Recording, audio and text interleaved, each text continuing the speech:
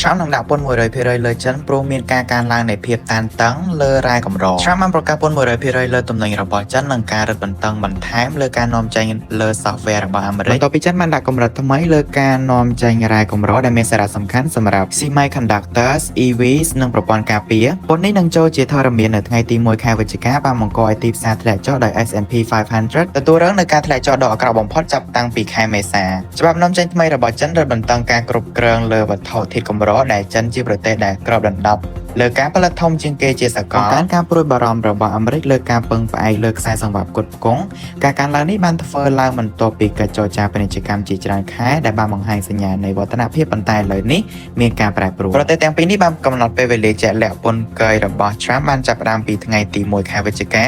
ខណៈពេលដែលចិនចូលជាធរមាននៅថ្ងៃទី1 ខែធ្នូដែលបន្សល់ទុកនៅគម្លាតខ្លីមួយសម្រាប់ការសម្របសម្រួលមុនពេលមានវិបត្តិពាណិជ្ជកម្មដ៏ធំកើតឡើងប្រសិនបើច្បាប់ទាំងនេះចេញជាធរមានដើម្បីទទួលបានព័ត៌មានបន្ថែមប្រចាំថ្ងៃបងអាចចូលទៅក្នុងក្រុម Telegram របស់យើងបាន